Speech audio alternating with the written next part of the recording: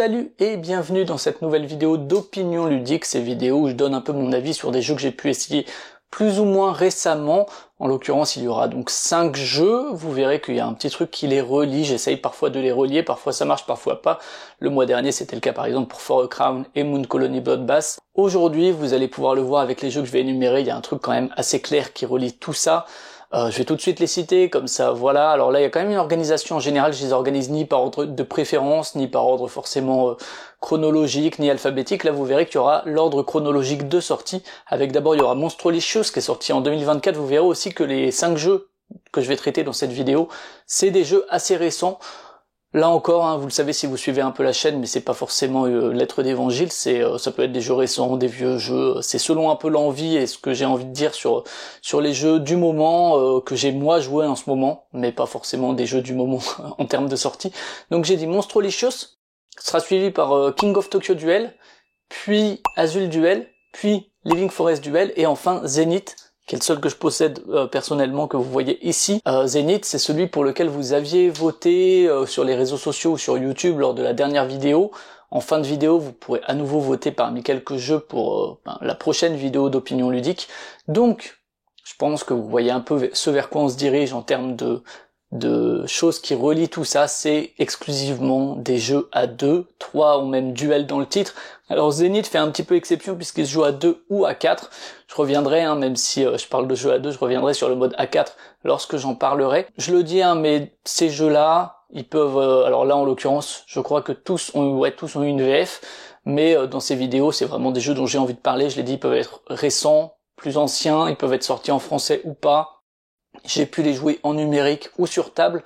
En général, j'essaierai de préciser un peu tout ça au moment où je donne mon avis. Au niveau des illustrations, j'utiliserai des images que fournissent les éditeurs sur leurs sites respectifs. Parfois aussi des images des vidéos qui viennent de parties de Board Game Arena, des vidéos également prises par les éditeurs. En l'occurrence, ce mois-ci, c'est pas le cas, mais sinon, je le dis de toute façon parce que je l'utilise assez souvent, j'utilise parfois des images que m'a autorisé à utiliser Eric, de What's Eric Playing. Je vous mets le lien Instagram qui va bien, il fait des très jolies photos. Alors là, j'ai pas eu besoin, je crois, pour cet épisode, mais merci à lui quand même. Voilà pour ce qui est de tout ça. Comme d'habitude, vous pouvez mettre le petit pouce qui va bien pour la vidéo, vous pouvez partager tout ça, vous pouvez mettre en commentaire ce que vous pensez des 5 jeux dont je vais parler aujourd'hui. Soit en commentaire sur ces jeux-là, soit parlez vous aussi de jeux à 2 qui vous ont séduit récemment, que ce soit des jeux récents ou non, et puis commentez mes choix, que vous soyez d'accord ou non avec. Également, si vous voulez, vous pouvez vous amuser pour essayer de classer un petit peu ce que vous pensez être mon ordre de préférence. Comme dit, moi je les ai classés par ordre chronologique de sortie, mais si vous voulez vous amuser à ça, vous pouvez le faire en commentaire. Également, je le dis pas à chaque fois, mais ce format, comme d'autres formats de la chaîne, c'est disponible en podcast sur le flux de Playtime. Là aussi, vous avez toutes les infos dans la description. Ce format s'écoute très bien à l'audio, il y a les images en plus, mais globalement, c'est quand même assez écrit pour être tout à fait consommable uniquement avec vos oreilles et pas avec vos yeux. Voilà, on se retrouve... Il y a aussi le petit Buy Me a Coffee. Également, voilà, si vous voulez soutenir la chaîne à partir de 1€, vous pouvez...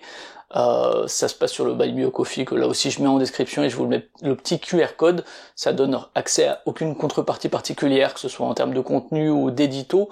C'est plus si vous pensez que ce que je fais ça mérite 1€ ou plus, vous pouvez, et si c'est pas pour moi, n'hésitez pas à soutenir comme vous le pouvez les personnes qui créent du contenu que vous consommez. Voilà, je vous ai dit les commentaires, je vous ai dit le petit pouce, etc. Également, dans les commentaires, ce que vous pouvez faire, ce sera pour voter pour les jeux de la prochaine vidéo, pour un des jeux de la prochaine vidéo. On se retrouve en conclusion pour découvrir un peu ces jeux-là. Mais je crois que j'ai à peu près fait le tour de l'introduction qui commence un peu trop à s'éterniser. Voilà, on va pouvoir se diriger vers les jeux, et donc, comme je l'ai dit, ça va être par ordre chronologique, et c'était sorti premier semestre 2024. On va commencer avec Monstrolicious. On va donc faire cette émission par ordre chronologique, et donc on commence par Monstrolicious qui est sorti lors du premier semestre 2024 chez Repos Productions. Alors de mon côté, je l'ai plutôt découvert début 2025 en barrageux, et en fait j'en ai fait pas mal de parties depuis, et même c'est devenu un petit rituel lorsqu'on va au Philibart, quand on est que 2 à y aller. On en fait souvent 2-3 parties parce que c'est assez rapide, et on a toutes les personnes avec qui j'ai joué ont apprécié, donc c'est devenu un petit rituel du Philibart. Alors Alors c'est bien un jeu de 2024 pour ce nom et ses visuels, mais en fait, même si ça a été assez peu mis en avant par l'éditeur au niveau de la communication, c'est une réédition en fait d'un jeu de 1998 qui à l'époque était nommé Pecking Order dans sa version anglaise, qui par la suite est arrivé en allemand sous le nom Auf die Palme, et en France il est déjà arrivé en 2006 sous son nom anglais, donc Pecking Order, et c'est 2006 une période à laquelle je jouais pas des masses à des jeux modernes, alors bon je jouais à d'autres choses, à Magic, à Munchkin, des trucs comme ça, mais pas vraiment en tout cas j'étais pas joueur, ce que j'appelle joueur conscient, donc j'ai aucune idée en fait de si dans le marché de l'époque c'est un jeu qui avait un peu fonctionné, un peu fait parler de lui, mais peu importe, derrière, je parlais de Magic, tiens, et c'est pas n'importe qui derrière Pecking Order ou Monstrolicious, c'est justement Richard Garfield, donc Monsieur Magic, ou Monsieur Netrunner, ce qui peut-être aura un peu plus de lien avec Monstrolicious que Magic, vous le verrez. Monstrolicious, c'est un jeu à 2 uniquement, un jeu de bluff, dans lequel, comme dans pas mal d'autres jeux plus ou moins récents, en fait on va poser, ici c'est des monstres de différentes valeurs, on va en poser de notre côté de la table, tandis que notre adversaire va poser ses propres monstres de son côté de la table, et tout ça c'est pour essayer de gagner des points de l'emplacement entre nous et notre adversaire, donc il va y avoir plein de petits emplacements de 1 à 12 je crois, et on va placer des monstres, et on va essayer de gagner plus de points que l'autre. Le tour vraiment c'est une simplicité enfantine, on pioche une tuile, on la regarde, on la pose devant un emplacement face cachée, et si face à cet emplacement de l'autre côté l'adversaire en avait posé une, eh bien il la révèle et on dit qu'il gagne, sans révéler notre tuile. Donc s'il révèle un 8 et que moi j'avais mis un 9 ou un 10 ou un 11 ou un 12, je dis j'ai gagné. Si j'avais mis moins qu'un 8, je dis j'ai perdu. Et si jamais l'adversaire avait pas posé de tuile, et que c'est vraiment nous qui posons la première tuile sur cet emplacement, tout simplement on la laisse face cachée et on la révélera si l'adversaire en met une en face plus tard. Et c'est tout. Et nous, comme notre adversaire, on va tirer notre tuile, mais évidemment on ne les tirera pas dans le même ordre, et mine de rien, ce petit truc de la révélation de la tuile de l'adversaire lorsqu'on va provoquer le conflit, mais pas de notre propre tuile, c'est assez fort, c'est assez créateur de sensations, parce que si je perds, je l'ai dit, je retire ma tuile, mais j'ai gagné une info, parce que du coup ça a révélé sa tuile, et maintenant je sais quelle est la valeur qui protégeait cet emplacement. Et ma tuile, moi, que je défausse, je ne la révèle pas. Elle est défaussée face cachée. Donc l'adversaire a aussi une information, mais un peu moins précise que la mienne, puisque l'adversaire sait que ma tuile, c'est une tuile qui valait moins que la sienne. Mais comme je l'ai dit, ça a moins de précision, puisque c'est plus une fourchette, alors que nous on connaît la valeur précise de sa tuile. Et mine de rien, tout ça, ça joue sur les duels qu'on va tenter de provoquer. On va essayer de faire en sorte de donner le moins d'informations possible, évidemment moyennant les informations qu'on a pris plus tôt. Un peu pareil, si je gagne, mon adversaire a l'info que ma tuile est supérieure à la sienne, mais pas plus. Alors il y a des histoires des égalités, bref, ça je vous passe les détails, mais dans l'ensemble c'est ce genre d'informations qu'on va glaner. Et tout ça en fait, ce choix de partage d'informations, c'est quelque chose qui va donner l'avantage à l'attaque et à la prise d'initiative, mais bien sûr, cet avantage à l'attaque, ça va être un élément qui est pris en compte dans la réflexion lorsqu'on va poser telle valeur à tel endroit, qui va plutôt être une tuile de défense, et on va savoir que l'attaquant va avoir un avantage et qui va pouvoir potentiellement prendre plus d'informations. Et derrière, de manière assez classique, le guessing il va s'organiser par les points à récupérer à tel ou tel endroit. On aura tendance évidemment naturellement à mettre des tuiles plus fortes sur des choses qui rapportent plus de points, mais évidemment à ce moment-là on rentre dans le tu sais que je sais que tu sais à l'infini, et ça va autoriser des moves un peu moins transparents, un peu plus audacieux, sachant que le jeu il récompense aussi, même si je trouve qu'il le récompense peut-être pas assez, il récompense le fait de laisser les plus grosses valeurs à l'adversaire si on arrive à compenser ailleurs pour dépasser un peu ces grosses valeurs là. Tant qu'on lui laisse pas, évidemment si on lui laisse de 8 à 12, évidemment qu'il va gagner, mais on n'est pas obligé d'avoir le 12 ou le 11, ni même le 11 et le 12 pour gagner. Cette compensation elle va se faire donc mathématiquement, mais il y a aussi des petits pouvoirs ici et là. Alors bon, il y a 3 pouvoirs, et c'est pas des pouvoirs non plus incroyables, mais ça suffit à donner un peu d'enjeu à certaines cases et à rebattre un peu les cartes du guessing, tout comme ce qui est une tuile unique, qui est le piège, et qui justement là aussi va être un élément sur lequel on va jouer. Finalement, Monstrolicious il donne vraiment l'envie de revenir prendre du rap, de faire la revanche, puis éventuellement la belle, et d'en refaire en fait dès que je me retrouve en présence du jeu. J'ai dit que c'était devenu un peu un rituel comme ça du filibar, mais même si je suis chez quelqu'un et que je vois que le jeu est présent, je dis ah tiens tu connais ça, et on en fait une partie. Il y a quelque chose dans cet équilibre que propose Monstrolicious qui me plaît plus par exemple que dans un jeu comme Agent Avenue, un autre jeu de guessing qui me donne un peu moins ce goût de reviens-y, alors même que Agent Avenue aussi a ce rythme assez exemplaire, très très rapide, même si en fait Agent Avenue il est un peu plus encombré de petites règles, il est moins élégant. Monstrolicious il fait un peu penser à un jeu de bluff à deux qui aurait pu être influencé par Shoten Toten ou Les Cités Perdues, pour le côté ligne centrale et gain d'influence, mais ça donne l'impression que c'est un peu ça, mais passé à la moulinette de l'influence du minimalisme japonais qu'on va pouvoir trouver par exemple dans un Love Letters ou un Brave Rats. Le truc c'est que il donne ce sentiment alors que en fait il est sorti la même année que Lost Cities, la même année que Shoten Toten aussi, même si Shoten Toten c'était une refonte de jeu de 1995, mais surtout Pecking Order, je l'ai dit, fin des années 90, c'est très antérieur au mouvement de minimalisme à la japonaise qui apparaît plus à la fin des années 2000, début des années 2010. Et je parlais en intro de Netrunner, alors moi j'ai joué qu'à la refonte justement des années 2010, la refonte avec Android devant, mais on retrouve vraiment dans le rôle de la corpo ce sentiment de protéger des bases qui va favoriser un peu le bluff. Et ici, c'est un peu comme si tous les deux joueurs ou joueuses qui jouent à Monstrolicious, c'est comme si on incarnait à la fois la corporation et le hacker. Ce qui est assez intéressant en fait en termes de filiation et en termes de sentiment de jeu.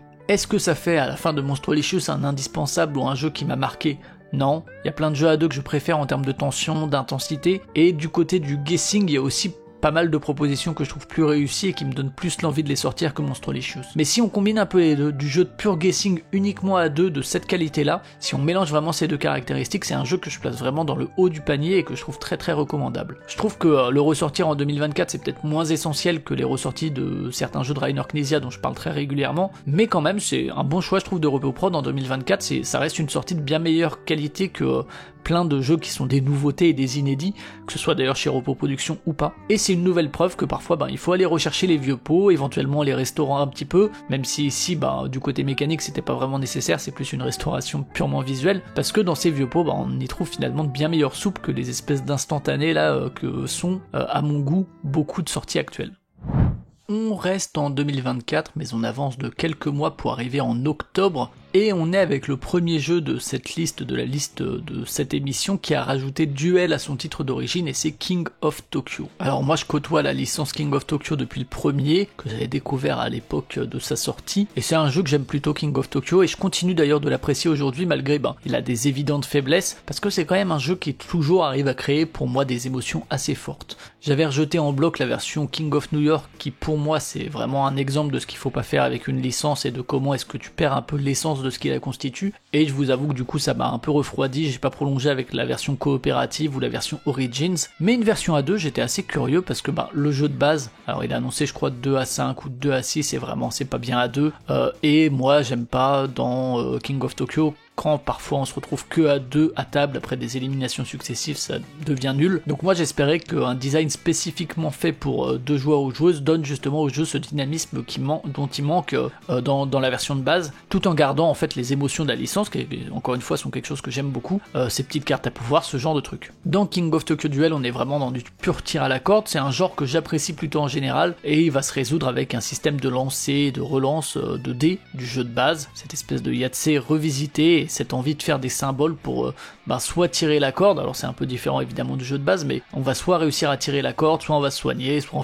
va faire des dégâts, soit on va récupérer des sous pour gagner des améliorations, ce genre de choses, et à tout ça on va rajouter des petits pouvoirs spéciaux selon les monstres qu'on incarne, qui ma foi pourquoi pas, ils ont des façons d'être joués un peu différentes, ouais, un peu comme dans un Dice Throne, ils ont des coups spéciaux, et surtout, comme c'est un peu à la mode, on verra que c'est pas la première fois qu'on va parler de ça dans cette vidéo, des conditions de victoire multiples, soit en éliminant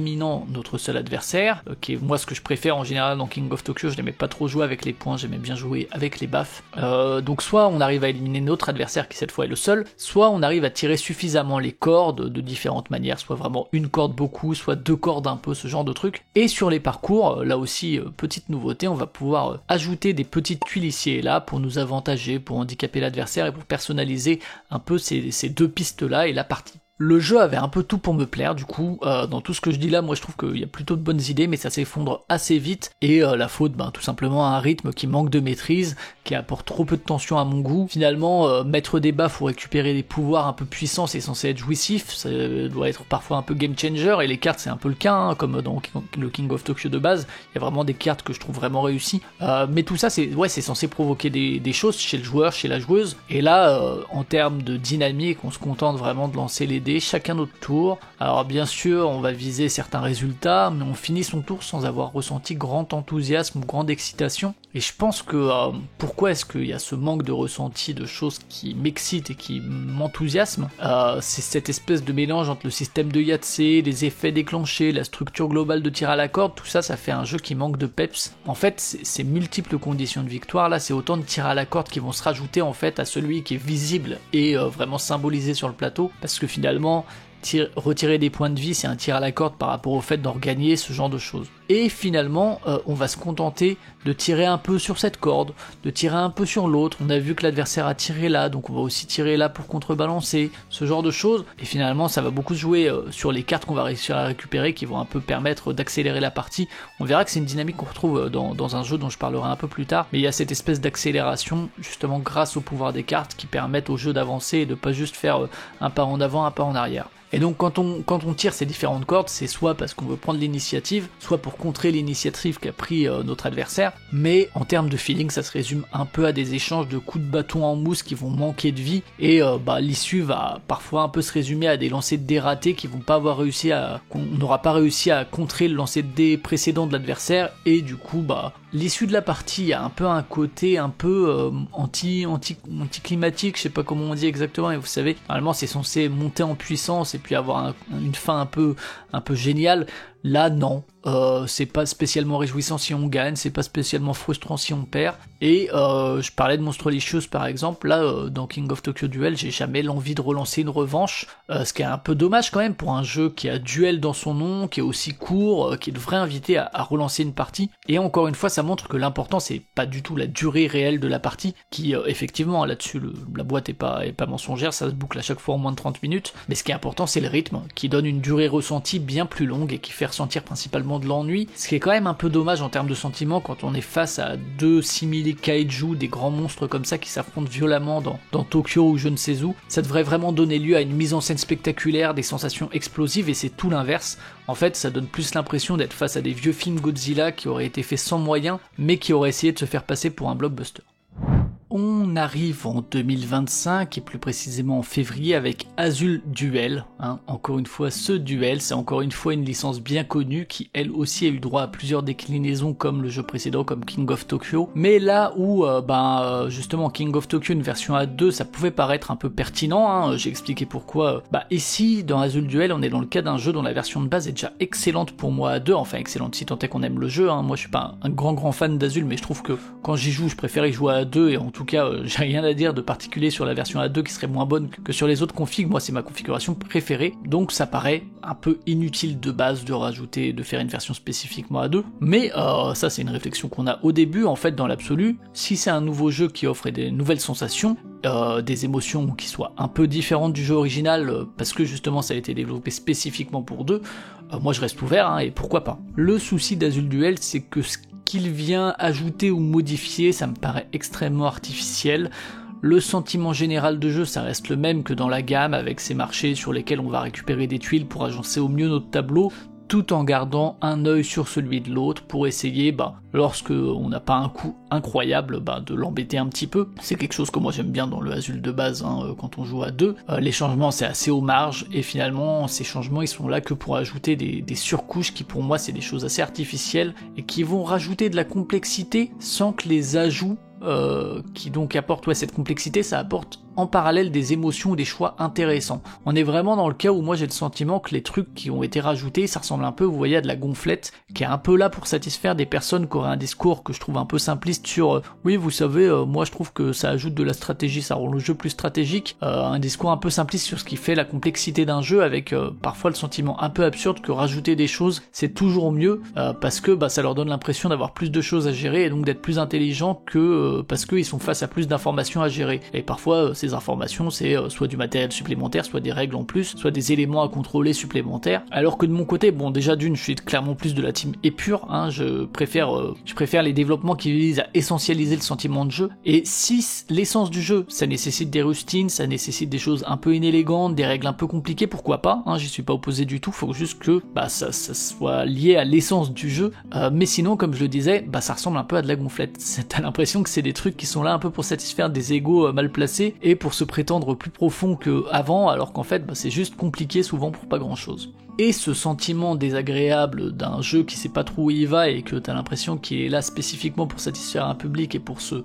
faire croire plus intelligent qu'il n'est, c'est quelque chose que je retrouve beaucoup et dans pas mal d'endroits dans Azul Duel. C'est vraiment des ajouts de réflexion inutiles qui sont pas spécialement au service du sentiment global de jeu, qui rendent juste le tout moins bien rythmé, moins immédiat que dans Azul. Et c'est le cas par exemple dans la construction progressive de grilles, avec les tuiles cartonnées, vous savez celles qu'on appelle les dômes. C'est quelque chose qui rappelle un petit peu l'esprit du verso du plateau du premier Azul, avec ces grilles qui n'étaient pas directement fixes et imposées, mais avec par exemple la possibilité cette fois de mettre plusieurs fois la même couleur dans une ligne. Et aussi, c'est à la fois plus de flexibilité, parce que on va choisir les couleurs qu'on va mettre dans ce tableau, en même temps on va se créer personnellement des contraintes. Pourquoi pas dans l'idée, encore une fois, cette espèce de paradoxe, c'est pas quelque chose qui me déplaît, mais finalement, en fait, ce truc supplémentaire là de création d'un tableau qui n'est pas imposé par le jeu, les effets réels sur nos choix lors de la prise de tuiles à poser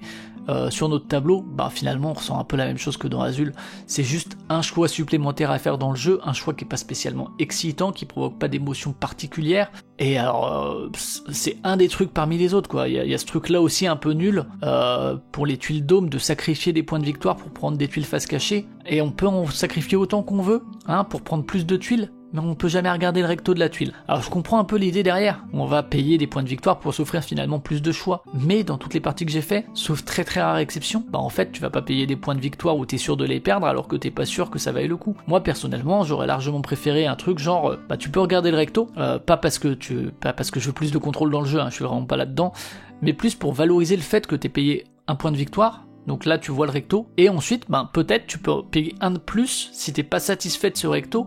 ou bien si t'es à peu près satisfait mais que tu te dis un côté un peu stop ou encore, je pense que je peux avoir encore mieux sur la tuile suivante, et par exemple avec une mécanique qui pourrait être rigolo, où si tu choisis d'aller à la tuile suivante, tu peux pas revenir en arrière, donc finalement t'auras peut-être pire et t'auras payé 2 points au lieu d'un. Moi je trouve que ce truc là de perdre des points de victoire pour prendre des dômes face cachée, c'est là pour inciter à prendre justement, il y a 3 tuiles dômes qui sont visibles, et on va devoir en prendre 2 chacun ou chacune par tour, donc forcément il y a quelqu'un qui perdra au moins un point de victoire en allant chercher un dôme face cachée. Et donc ce truc de perdre de points de victoire, il y a un côté incitatif pour se dire vas-y, perds pas trop de temps et va chercher les dômes visibles avant l'autre, et puis si tu l'as pas fait, tu le feras à un autre moment. C'est des histoires de tempo, mais encore une fois, au fond, l'impact de cette règle sur l'ensemble du jeu, c'est très très mineur. On voit pourquoi c'est là et tout, mais finalement, ça a que peu d'impact sur le ressenti général. Idem un peu pour ce qui est des cases spéciales, justement, sur ces tuiles dômes, qui sont là aussi une nouveauté, que ce soit les cases joker ou les cases neutres, qui ont des conditions spéciales pour être remplies et qui sont une manière supplémentaire de gagner des points si on arrive à les remplir, mais c'est une manière qui n'est pas extrêmement passionnante non plus. Et sur les marchés aussi, il y a ces rajouts inélégants, qui sont pourvoyeurs de complexité pour moi inutile, là où en fait en termes d'espace de choix et d'interaction et de petits dilemmes, le système de base il était super dans Azul, le côté je prends ça mais je rends ça disponible au marché, etc. Est-ce que je vais chercher au marché à tel moment, mais c'était beaucoup plus élégant et avec un rythme beaucoup plus maîtrisé que celui d'Azul Duel pour moi. Là le truc de mettre un peu dans l'ordre qu'on veut les jetons qu'on n'a pas sélectionnés, vous savez, on en prend certains et les autres on les met sur l'espace lune du marché et on peut choisir lesquels on met dans quel ordre. C'est affreux, c'est vraiment un truc, je trouve ça nul. On voit encore une fois, il y a un but derrière, il est transparent. Le but derrière ça, c'est de gérer l'ordre de prise sur les parties lunes, de se dire celle-ci je vais la mettre là, comme ça tu vas prendre ça, je vais prendre ci. Mais l'engagement réflexif que ça demande quand on le met en miroir de l'intérêt que procure réellement cette réflexion, c'est pour moi entièrement déséquilibré et ça donne quelque chose d'extrêmement poussif. Idem du côté des fameux jetons bonus là qu'on va pouvoir récupérer justement quand les lunes vont être vides, quand quelqu'un aura récupéré le dernier jeton justement sur la partie lune des marchés, on va forcément récupérer 2 par manche. Et là aussi, on voit pourquoi c'est là. Ça permet à la fois de symboliser le nombre de manches, qui ici est limité à 5, je crois, plutôt qu'avoir une fin de partie qui va être rythmée par les joueurs ou les joueuses, qui en général, moi, quelque chose que je préfère, j'aime bien quand on a cette interaction sur le tempo de la fin de partie. Mais bon, pourquoi pas, des jeux qui sont limités à un certain nombre de tours peuvent être très bien aussi. Mais donc, ça permet à la fois de symboliser ça, ces jetons bonus, ça se voit aussi sur le plateau perso, etc. Mais surtout,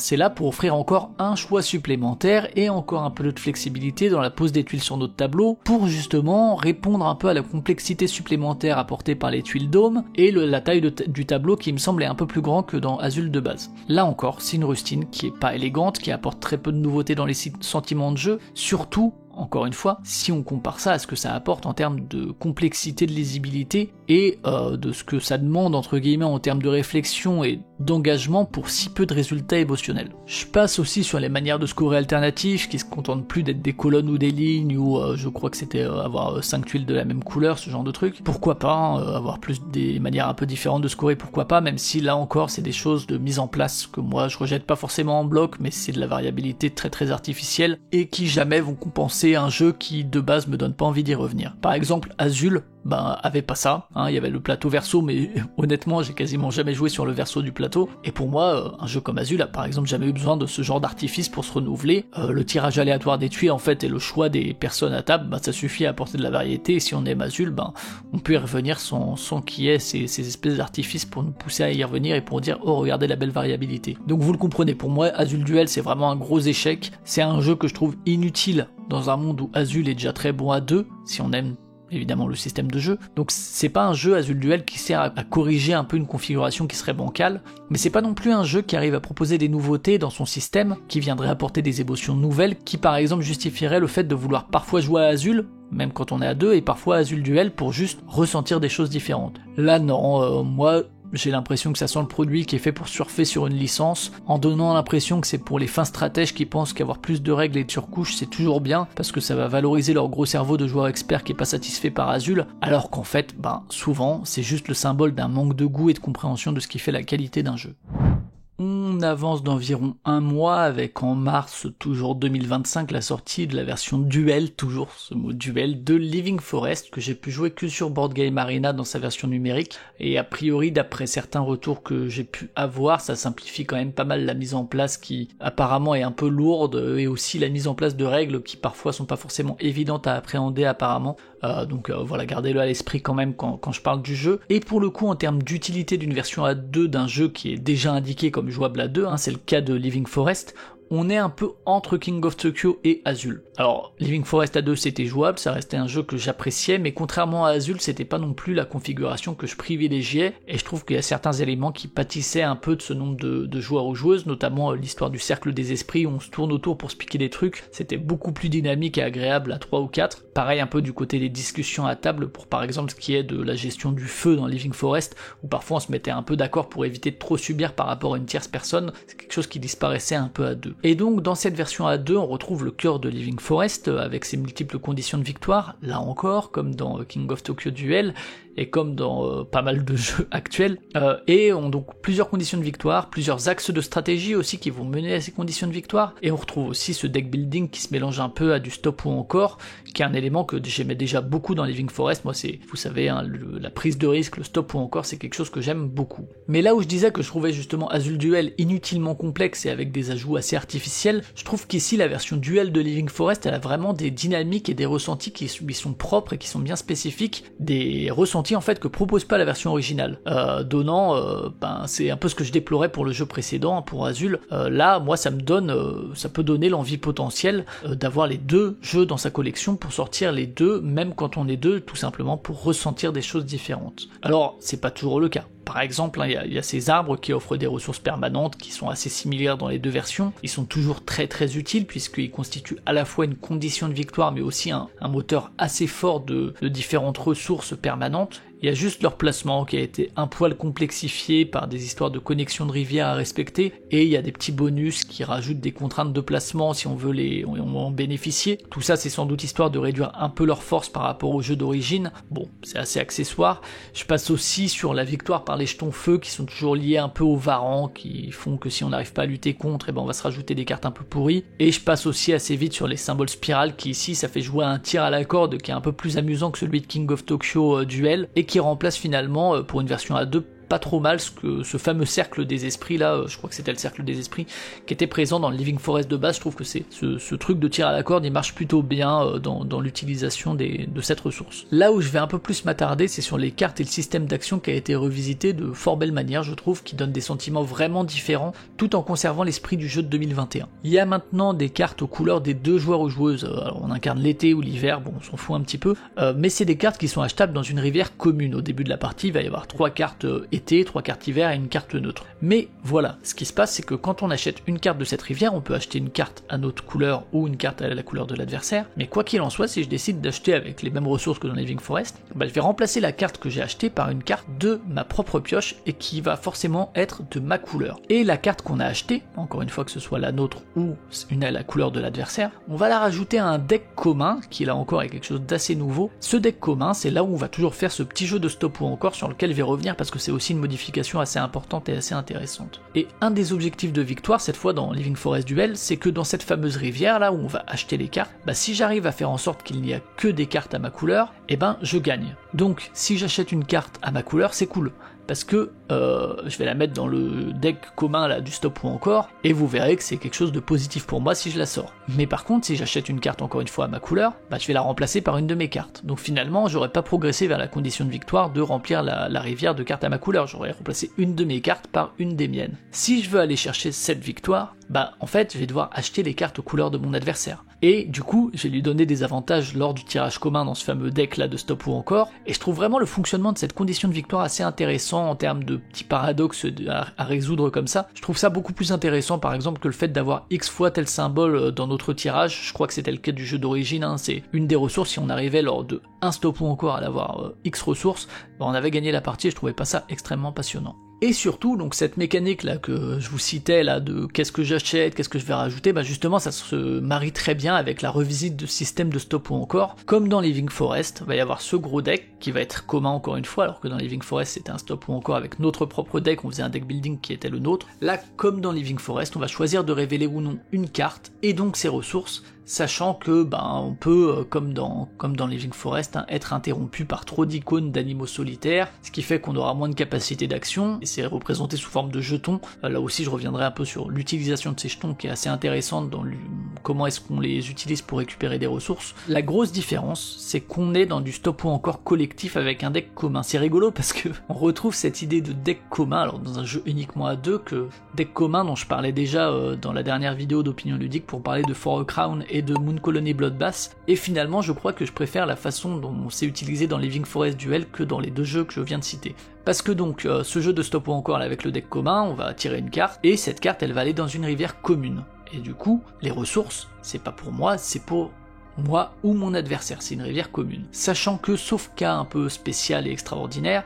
je peux pas ajouter une carte puis faire mon action. Donc je vais tirer une carte, et ensuite je vais laisser la main à mon adversaire avec potentiellement une bonne ouverture que je vais lui avoir créée, et il va pouvoir utiliser les ressources que je viens de révéler. Et je vous parlais un peu plus tôt de cette condition de victoire là avec la rivière où on achète des cartes à notre couleur ou à celle de l'adversaire. Il faut savoir que si une carte qui appartient à quelqu'un, donc qui n'est pas de couleur neutre mais qui est de couleur de l'été ou de l'hiver, si on tire une telle carte lors du jeu de stop ou encore, elle ne va pas s'ajouter à la rivière commune, mais elle va venir dans une ligne perso qui va représenter des ressources toujours disponibles pour ce tour, un petit peu comme les arbres. En termes de mise en scène, je pense que sur la table c'est pas facile forcément de repérer exactement combien on a de ressources à tel ou tel moment, entre j'ai ces arbres là, j'ai mes cartes perso et j'ai la rivière commune, ça fait beaucoup d'infos. Alors sur BGA ça va parce que du coup il y a des résumés, mais je pense qu'en termes de lisibilité sur une table c'est pas forcément facile. Bref, d'où le dilemme dont je vous parlais plus tôt, parce que si dans cette rivière là je recrute une carte à moi, c'est bien parce qu'encore une fois si je tire une carte à moi elle va être que disponible pour moi, elle va que augmenter ma quantité de ressources. Mais si je achète des cartes de mon adversaire pour progresser vers la victoire, c'est mon adversaire qui risque d'avoir des cartes à sa couleur qui sont tirées, qui vont lui augmenter ses ressources, etc. Et on retrouve comme ça un peu, même si je trouve ça un peu moins fort que dans le jeu d'origine, il y a une espèce d'écosystème ludique. On en parlait déjà avec Cyrus quand on avait fait l'épisode des jeux du mois qui était consacré au jeu de base, je vous mets le lien dans la description, et faire une action sur un des lieux du jeu, une des parties du jeu, souvent ça a des répercussions sur d'autres parties du jeu. Alors à plus ou moins court terme, rarement à très long terme, mais en tout cas à moyen ou court terme, ça peut avoir des répercussions assez fortes. Ça peut aussi donner le sentiment un peu artificiel de courir un peu tout le temps après les 4 conditions de victoire, parce que de toute façon c'est bien de courir un peu partout parce que ça va améliorer un peu tout le reste. Il y a ce côté là où on progresse un peu partout, alors on peut laisser certains trucs de côté, mais ça donne pas l'impression de développer une stratégie vraiment très spécifique et orientée vers un pan du jeu, mais la manière dont tout interagit plus ou moins avec tout le reste, c'est quand même une des forces du jeu, même si encore une fois c'est quelque chose que je ressens de manière un peu moins imbriquée que dans le jeu d'origine. Par exemple, je trouve les ressources apportées par les arbres ou les bonus qui sont glanés ici et là assez superficiels. Reste donc l'autre grosse différence par rapport au jeu de base, je vous l'ai un peu teasé tout à l'heure, c'est ce système d'action qui, là encore, rencontre assez bien le système de stop ou encore collectif. Et ce système d'action, il vient placer des enjeux de tempo qui rendent le jeu plus interactif, je trouve, que dans Living Forest, parce que cette phase-là de stop ou encore, et puis les risques qu'on prenait à perdre des actions, c'était des enjeux quand même très individuels, on était très dans son coin à faire son petit jeu de stop ou encore et à annoncer aux autres, j'ai une action, j'ai 2 actions, j'ai ci, j'ai ça, et puis après on résolvait les actions, et souvent, ces révélations de cartes, on les faisait en simultané, ça avait assez peu de sens, sauf exception, de les faire dans l'ordre du tour, donc il y avait ce côté où d'abord on était dans son coin, et puis ensuite on interagissait un peu sur l'ensemble du reste du jeu. Là on rajoute donc à cette phase de stop ou encore cette interaction que moi je trouve assez réussie, parce que donc soit on révèle une carte, soit je l'ai dit, son tour c'est soit je révèle une carte, soit je fais une des 2 actions disponibles en début de tour, avec, je le rappelle, mais s'il y a trop d'animaux solitaires qui sont révélés, on peut perdre 1 ou 2 jetons action. Et faire une action, avant dans Living Forest, c'est j'ai mes 2 actions, je vais faire ça et ça. Là non, faire une action, c'est justement faire une action au lieu de révéler une carte, et c'est placer son jeton pour bénéficier d'un type de ressource et faire l'action associée. Donc je vais placer par exemple mon jeton en face des soleils pour faire une action d'achat de cartes. Mais pour savoir combien de ressources on a, c'est les ressources qui sont visibles entre notre jeton, qui est symbolisé par une petite flèche qu'on va pointer vers la gauche, donc vers la pioche commune là de ce stop ou encore. Et donc c'est les ressources qui sont visibles entre ce jeton là et soit le début de la rivière, des cartes piochées là, du deck commun, soit un jeton qui a été posé précédemment. Avec, en bonus, je l'ai dit, mais il y a aussi les ressources des arbres ou des cartes à notre couleur qu'on a déjà piochées, qui sont des ressources permanentes. Je trouve d'ailleurs que ces ressources permanentes, c'est un truc qui amoindrit un peu l'importance de ce timing que je trouve assez intéressant. Et on est vraiment dans un feeling très très différent à ce niveau-là du jeu de base, parce qu'on garde l'idée du stop ou encore avec un peu le risque que génère cette mécanique, mais cette fois le choix de continuer ou non, c'est pas juste l'explosion potentielle et le fait d'avoir moins d'actions. C'est aussi dans la création de ces fameuses ouvertures, dans le fait qu'on risque de révéler des cartes dont l'adversaire va pouvoir profiter juste après nous, c'est parfois dans la privation de l'adversaire d'un certain nombre de ressources en lui coupant l'herbe sous le pied, bref, tout ce que je résumais sous le terme de timing, de tempo, c'est vraiment un sentiment qui pour moi apparaît beaucoup plus dans cette version du jeu. Et mine de rien, ça me suffit presque, tout ce que j'ai dit à vous le recommander, même si je trouve l'ensemble du jeu un peu plus anecdotique, c'est pas non plus un jeu que je vais retenir spécialement cette année, que ce soit dans les jeux à 2 ou quoi, mais contrairement aux jeux que j'ai cités plus tôt, on est vraiment dans le cas où on retrouve des marques si on connaît le jeu de base, mais les modifications elles sont pas que là pour adapter le jeu à une configuration donnée, mais elles sont là, ces modifications, vraiment pour produire un ressenti et des émotions qui lui sont propres, et que en fait on va pas retrouver ces émotions là dans Living Forest, qu'on y joue à 2 ou non. En tout cas, des 3 adaptations de licence que j'ai pu aborder aujourd'hui, donc Azul, King of Tokyo ou celui-ci, Living Forest, de très loin c'est l'adaptation que je trouve la plus intéressante et la plus réussie aussi, même si à la fin, c'est pas un jeu que je trouve inoubliable ou quoi que ce soit, c'est pas un jeu qui va rester un peu dans les mémoires de cette année, mais en tout cas c'est vraiment une adaptation intéressante et qui pour moi est un bon exemple de ce que c'est qu'une adaptation à 2 réussie, qui à la fois rend le jeu plus intéressant à 2, mais qui surtout propose vraiment d'autres émotions. Allez, pour ce dernier jeu, on reste en mars 2025, et le dernier chronologique, c'est aussi une bonne tête de dernier alphabétique, parce que donc, vous l'avez vu, c'est Zenith, et derrière ce jeu, c'est le duo gagnant derrière Château Combo, donc Grégory Grard et Mathieu Roussel. Je dis duo gagnant en termes de vente et de popularité et de retour. Vous savez que de mon côté, c'est un jeu qui m'a laissé assez froid et pour lequel j'ai du mal à m'enthousiasmer, même si de temps en temps une partie à 2 ou 3, c'est pas de refus, je trouve pas ça non plus entièrement nul. Et Grégory Grard, c'est un auteur dont j'ai parlé pas mal de fois, et à chaque fois, ce que je dis, c'est que j'attends qu'il arrive à refaire un truc de la trempe de Momalin, qui, moi, c'est un jeu que je continue de sortir très souvent et qui me réjouit toujours au plus haut point. Mais depuis, alors j'ai pas tout essayé parmi sa ludographie, mais on est pour moi dans des choses beaucoup plus convenues, beaucoup plus lisses, très très bien calibrées, c'est des très bons produits, mais pour moi c'est toujours des jeux qui manquent un peu d'âme. Et Mathieu Roussel, c'est quelqu'un que je connais beaucoup moins en termes ludiques, j'ai parlé d'Awimbawe il y a quelques quelques mois qui là non plus m'a pas laissé un souvenir impérissable. Je le présentais comme un jeu de pli à 2 assez faible comparé à d'autres jeux de pli à 2. Et côté édition par contre, c'est Playpunk qui est pour moi, Playpunk qui a fait un gros carton avec leur premier jeu Captain Flip, qui justement me procure un peu tout ce qui manquait dans les jeux familiaux de Grégory Grard, en tout cas je trouve en termes d'émotion. Et Zenith, c'est un jeu qui a fait pas mal parler de lui avant sa sortie, créant parfois des discours que je trouve un peu démesuré, même si c'est sans doute très sincère de la part des personnes qui ont émis ce genre de discours, des discours à base de trucs ultra marquants, qui va vraiment marquer l'année, voire les années à venir, et forcément derrière ça crée des attentes chez d'autres personnes. Alors moi j'ai appris un peu à me distancier de ce genre de hype et de trucs, oh là là vous allez voir c'est ouf. J'ai appris à m'en méfier et puis à aborder le jeu sans forcément avoir ce genre d'attente, mais voilà, ça peut créer des attentes et potentiellement qui dit attente et promesse dit déception, ou au contraire, hein, des fois ça dépasse les attentes. Zenith donc c'est avant tout, et ça se voit, c'est évident, c'est un jeu de tir à la corde, et alors ça s'entend pas, mais c'est un jeu de tirs à la corde, ou de tirs aux cordes, parce qu'il y a des S un peu partout pour marquer le pluriel, parce qu'on va en fait jouer sur 5 cordes différentes, qui sont représentées par des planètes, voilà c'est un thème science-fiction qu'on va attirer vers nous en posant des cartes qui coûtent plus ou moins cher et qui ont des effets plus ou moins forts, donc c'est un jeu de cartes et de tir à la corde. En ça,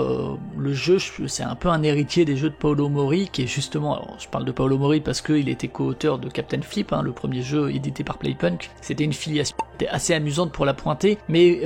que je pointe pas juste pour ça, il y a quand même d'autres raisons. Ces raisons, c'est Blitzkrieg par exemple et Dogs of War qui sont directement dans cette veine de tir à la corde multiples, Blitzkrieg étant un exemple un peu plus pur et plus direct que Dogs of War ou même que Zenith. Zenith qui est quand même par son plateau très très clair et visible dans le genre qu'il va aborder, on voit clairement que ça va être des trucs qu'il va falloir tirer vers nous en face à face, c'est assez lisible, un peu comme aussi peut l'être le match du siècle par exemple. Paolo Mori avait aussi fait César, qui était une suite spirituelle de Blitzkrieg qui est moins connue mais qui est tout aussi recommandable, excellent jeu. Et lui aussi c'était un jeu où on tirait des cordes, mais cette fois on tirait des cordes dans plusieurs sens pour un même territoire. Du coup c'était un peu moins immédiatement lisible par rapport à Blitzkrieg, mais ça proposait aussi des dynamiques qui lui étaient propres et assez différentes. Revenons donc à Zenith. Donc dans Zenith, ces planètes qu'on va tirer à nous, c'est pour gagner de différentes manières. Et en cela, Zenith, il se place clairement dans l'ère du temps, dans son époque, avec ses différentes conditions de victoire, dont j'ai déjà parlé dans Living Forest Duel et dans King of Tokyo Duel, mais dont j'ai aussi parlé il y a quelques mois dans Le Seigneur des Anneaux Duel par exemple. Et donc ces conditions de victoire immédiate qui sont soit avec des planètes de même couleur, soit avec des planètes de couleurs différentes, donc c'est soit 3 de la même couleur, donc en se spécialisant, soit 4 de couleurs toutes différentes, soit, si on n'arrive à aucune des deux, 5 planètes en tout, quelle que soit leur couleur. Et encore une fois, ouais, on est vraiment dans l'ère du temps ludique, je l'ai dit, Living Forest Duel, King of Tokyo Duel, mais aussi par exemple dans un jeu qui est sorti plus récemment, en juin 2025, mais où le développement il est probablement parallèle à celui de Zenith, ça doit être des jeux qui sont développés un peu en même temps, c'est Gatsby, dont je parle pas ici, mais qui reprend vraiment l'idée de collecter des jetons qui soient la même couleur, soit des couleurs différentes, pour gagner de manière immédiate en les révélant. J'aime bien moi les victoires ou les défaites immédiates de manière générale, c'est une mode que je préfère à d'autres modes, mais comme toute mode,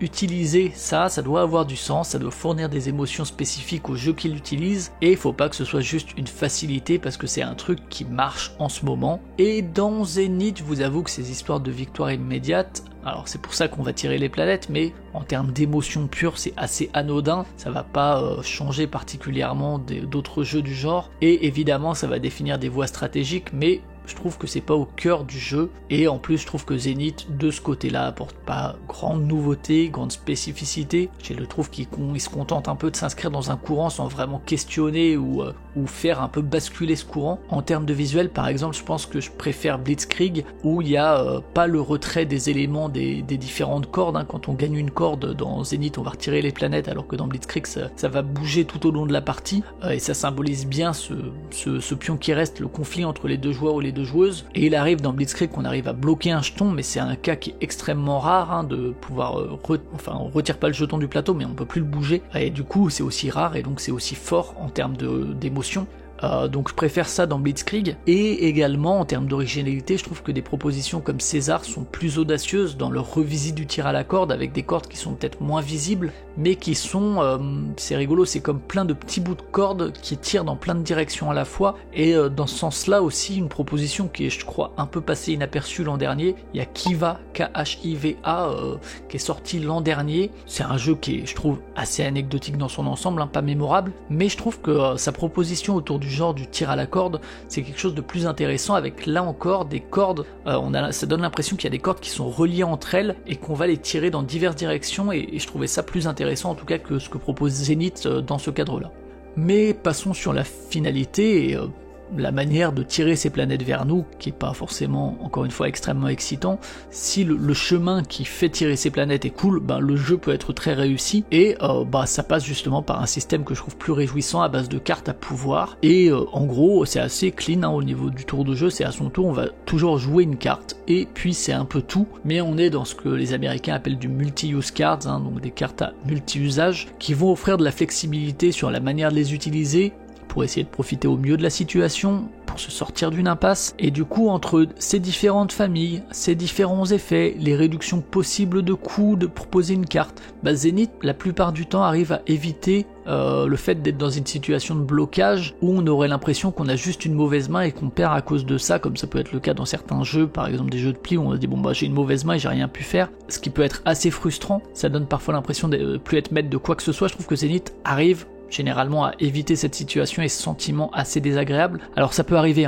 moi j'ai fait 10 à 15 parties par là, et il y a eu une partie vraiment ennuyeuse de bout en bout, parce que vraiment j'arrivais pas à trouver la porte de sortie avec mes cartes, pourtant j'essayais de piocher plus de cartes, de varier ma main et tout, et vraiment j'ai une partie pourrie. Ça arrive, c'est pas très grave, on peut le tolérer sur 10 à 15 parties qui est une partie nulle,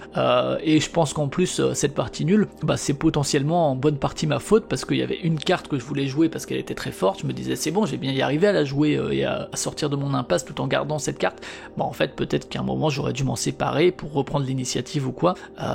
c'était un espoir que j'avais, je l'ai pas eu et je l'ai payé en fait, le fait d'avoir gardé cet espoir plutôt que d'essayer d'avancer en me séparant de cet espoir. Alors effectivement c'est pas forcément une partie très agréable, mais peut-être que la trajectoire de la partie aurait pu être différente, je peux pas faire de multivers pour vous dire ça. Reste que moi je tolère qu'une partie de temps en temps soit complètement ratée, ça me dérange pas, ça fait pas du jeu un mauvais jeu, et généralement ces moments un peu mous, l'impression d'être bloqué, c'est plus une espèce de courbe sinusoïdale avec des moments forts, d'autres plus faibles, des moments d'attente, ce qui finalement je trouve qu'en termes de rythme de partie c'est quelque chose de plutôt agréable, qui va autoriser ici et là des retournements de situation, justement d'avoir l'impression parfois de dominer, et parfois au contraire de se sentir un peu acculé, mais de savoir que peut-être on va pouvoir reprendre la main, et ça donne du coup l'impression la plupart du temps de parties qui sont jamais entièrement à sens unique, et au contraire de parties dans lesquelles il faut savoir saisir le moment pour reprendre l'initiative, reprendre le bon tempo du jeu, et parfois en passant justement par des sacrifices qui coûtent beaucoup et qui sont difficiles à effectuer, et c'est pour ça notamment que dans ma partie très ennuyeuse, il y a une carte dont je voulais vraiment pas me séparer, peut-être que j'aurais dû. On alterne donc entre poser des cartes face aux planètes, on va essayer aussi de créer un moteur, on va essayer de réduire les coûts pour poser des cartes, parfois on va défausser ces cartes-là pour plutôt monter sur l'arbre technologique qui va débloquer des actions qui sont de plus en plus fortes et qui peuvent vraiment être game changer, et j'en parlais un peu dans King of Tokyo Duel avec les cartes pouvoir, c'est aussi cet arbre de technologie là, c'est ce qui va permettre à la partie de naturellement s'acheminer vers la fin plutôt que de durer indéfiniment, parce que on va pouvoir faire des moves de plus en plus puissants et donc finalement réussir à aller vers la victoire. Parfois aussi on va faire l'action plutôt de diplomatie, alors certes pour bénéficier de ses ressources, et à des moments où on est un peu coincé, c'est un peu les actions de la loose, mais au-delà de récupérer des trucs dont parfois on a vraiment besoin, ça permet notamment la flexibilité avec ce fameux badge leader qui va permettre d'avoir plus de cartes en main et donc plus de flexibilité, plus de choix. Malheureusement, tout ça est plutôt cool, là tout ce que je dis est plutôt positif, ces histoires de rythme, de trucs où on va dans un sens, dans un autre et tout, mais je trouve que Zenith pêche dans l'intérêt vraiment des choix qu'il nous offre à notre tour à un moment donné, donc plutôt à court terme plutôt que sur la dynamique globale de la partie à long terme, et je trouve que là-dedans il échoue complètement à se placer dans cet héritage de Paolo Mori, parce que on a l'impression un peu que c'est un héritier d'un Blitzkrieg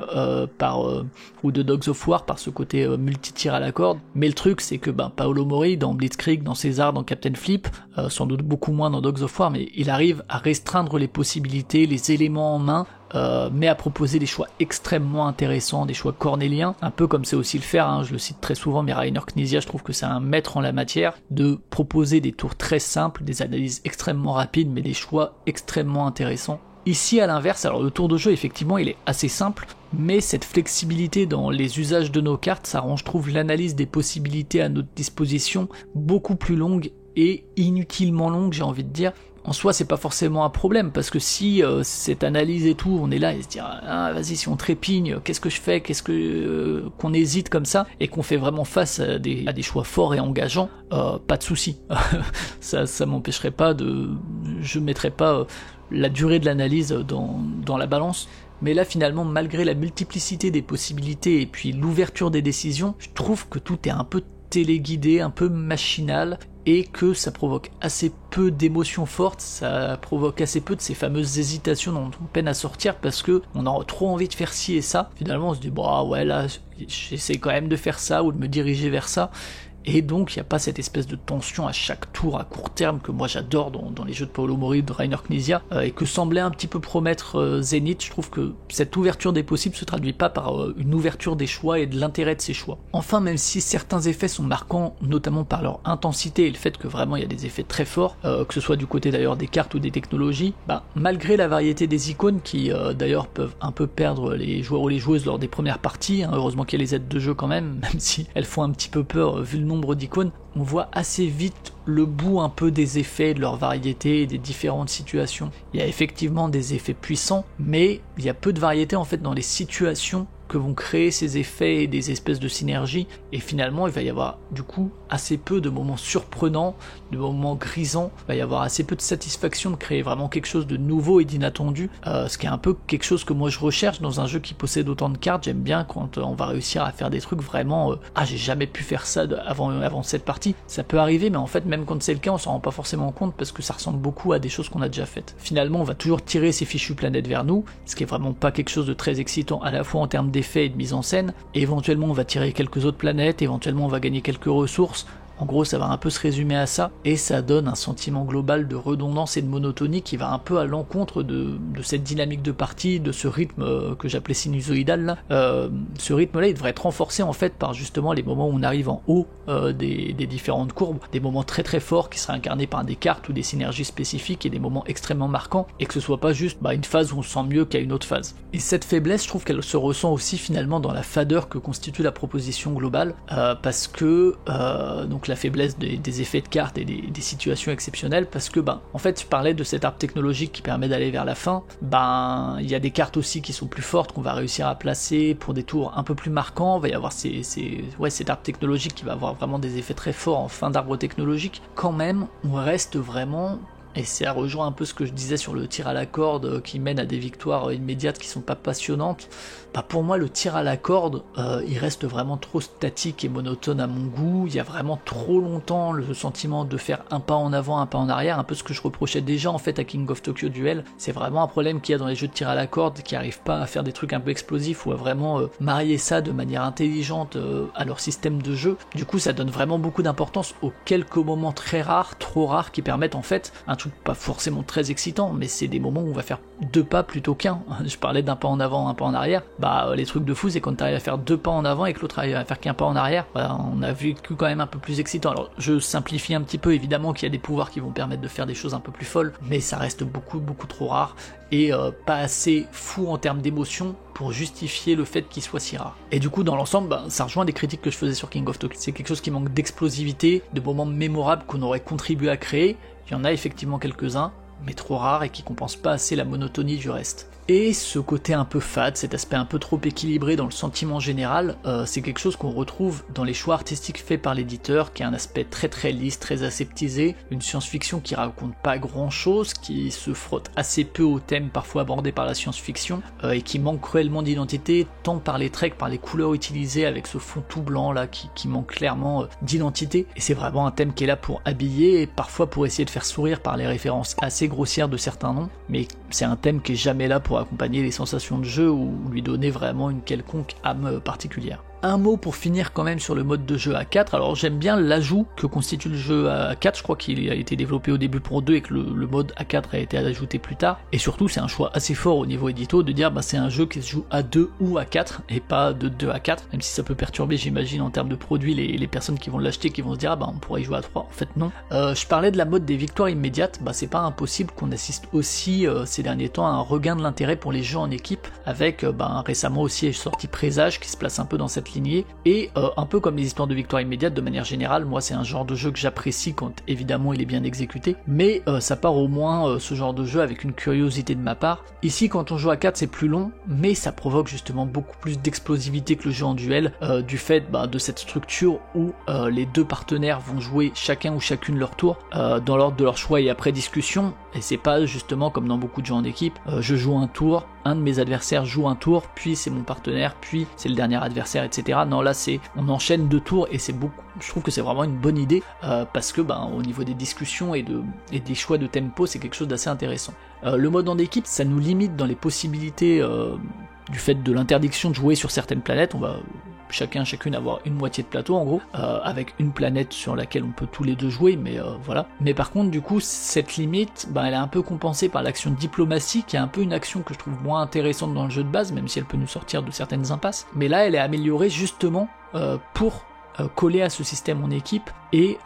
pour pouvoir en fait donner des cartes à l'autre, des cartes qu'on pourrait pas utiliser, et préparer des bons coups. Et ça c'est essentiel, c'est préparer des bons coups, c'est le truc qu'il faut retenir, parce qu'il y a du coup vraiment un sens du timing dans qui faire jouer le premier ou la première, qui commence, pourquoi, qu'est-ce que tu vas pouvoir faire, quelle carte tu vas pouvoir me passer, qu'est-ce que je vais pouvoir en faire. Et il y a le sentiment du coup qu'un tour de jeu est beaucoup plus souvent que dans le jeu à 2 l'objet de coups d'éclat et de moments un peu mémorables, ce qui me rend le jeu beaucoup plus sympathique et qui me donne beaucoup plus envie de le ressortir à 4 que à 2. En plus, ça s'accompagne du coup d'interactions verbales et gestuelles au sein de l'équipe, qui sont moi toujours des moments que j'apprécie.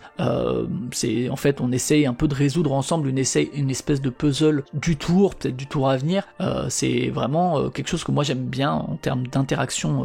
dans une équipe. Et si je parle du mode en équipe plutôt vers la fin, et après mon petit point sur le thème que je trouvais un peu quelconque et vraiment du pur habillage, c'est qu'il me semble que la première fois qu'on en a parlé, c'était sur le Discord de Paul Gara. On en était un peu arrivé à la conclusion qu'en fait le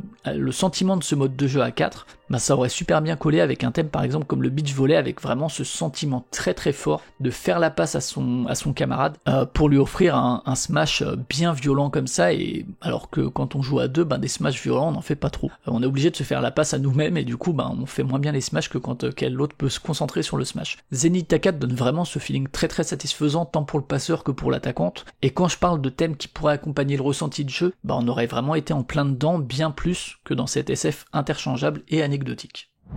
Et voilà, après ce Zénith qui fermait un peu cette liste de 5 jeux, on se retrouve pour la conclusion, qui commence toujours par un remerciement de ma part, alors à vous qui avez regardé les vidéos, mais surtout aux personnes avec qui j'ai pu partager des parties sur ces différents jeux, que ce soit des parties numériques ou sur la même table. Merci beaucoup, c'est toujours, encore une fois, de bons moments. Merci aussi aux éditeurs qui arrivent à mettre à disposition des fichiers en haute résolution et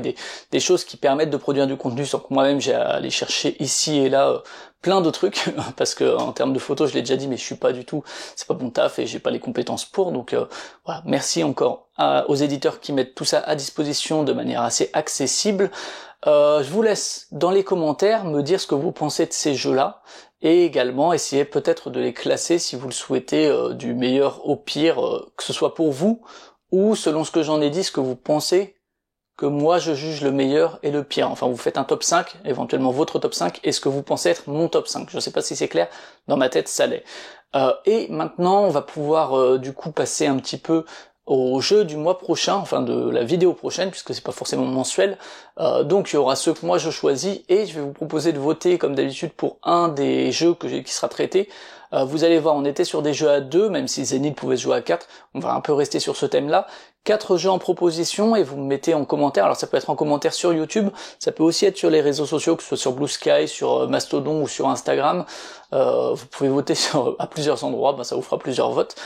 Donc, les jeux, je vais commencer par ceux que j'ai pas ici, parce que sinon je vais les oublier. Il y a d'abord Crisps, un jeu qui date un petit peu, qui est disponible sur Board Game Arena, que j'ai pas mal joué, et qui va être édité là par New Mill Industries, Voilà, donc il y aura une version, c'est un jeu de défausse exclusivement à 2, donc vous voyez un peu qu'on va continuer un peu cette exploration du format à 2 joueurs ou joueuses, qui moi est la manière dont je joue la plus fréquente, je vais pas mentir. D'ailleurs ici là c'est mon étagère un peu de jeux à 2, alors ils sont pas tous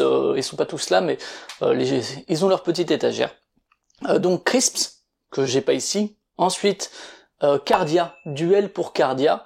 On reviendra sur ce titre si je le traite. Un jeu qui est pas encore sorti, qui va sortir chez Hansim Gluck et je crois chez Asmodée chez nous fin août, mais que j'ai pu essayer sur Board Game Arena, et je pense m'en être fait une assez bonne idée pour pouvoir vous en parler honnêtement. Donc Crisps, Duel pour Cardia, et les deux que j'ai ici, on reste plutôt dans du jeu de cartes, même si Cardia n'est pas un jeu de pli ni de défausse. J'en ai deux, j'ai ce format un peu bizarre, qui rappelle Lacuna d'ailleurs, que vous voyez peut-être derrière, qui est Fractal Tricks. Alors ça c'est un sacré truc, si vous aimez les fractales, n'hésitez pas à voter pour lui. Donc Fractal Tricks, un jeu exclusivement pour deux, où il y a les questions de cercle intérieur et extérieur qu'il faut faire se correspondre. Voilà. J'ai un peu peur que vous votiez pour ça, parce que va quand même falloir un minimum que je vous présente le truc, et c'est pas facile. Et le dernier, donc Crisps, Duel pour Cardia, Fractal Tricks, ou Lépidoptérie. Je le relis parce que des fois je dis Lépidoptérie, mais c'est Lépidoptérie. Un jeu qui mélange la défausse et le puissance 4. C'est également chez New Mill, vous le voyez, il y a une espèce de ligne édito dans leur boîte, dans les boîtes de New Mill qu'on retrouve ici. Jeu exclusivement à 2, donc de défausse et puissance 4. Ce qui comme ça on pourrait dire Camoulox, mais non, finalement ça fonctionne plutôt bien. Donc également un New Mill, également uniquement à 2. Voilà. De David Karesh et Srinivas Vasudevan, qui eux ont eu l'honneur que je cite leur nom parce qu'ils sont juste devant mes yeux. Donc voilà, je rappelle, vous pouvez mettre soit Crisps, soit Duel pour Cardia, soit Fractal Tricks, soit Lépidoptérie. Voilà, je crois que j'ai à peu près fait le tour. Je vous invite à laisser le petit pouce qui va bien, le petit j'aime là, le petit pouce, ouais, c'est comme ça qu'on l'appelle. Si vous avez aimé la vidéo, encore une fois dans les commentaires pour toutes les raisons que j'ai citées, et puis à partager la vidéo ici ou là si vous le voulez. Il y a également, je le rappelle, le petit Buy Me a Coffee à partir de 1 € si vous voulez soutenir la chaîne. Je crois qu'on a fait le tour. Moi je vais partir encore, là je fais la vidéo, je vous cache pas que je la fais entre 2 semaines de vacances, donc je suis revenu hier, jeudi, là on est vendredi, je repars demain, donc j'espère avoir le temps de la publier avant demain matin, mais donc la prochaine ce sera sûrement fin août, courant septembre, sur donc différents jeux, sûrement encore une fois un peu orientés jeux à 2,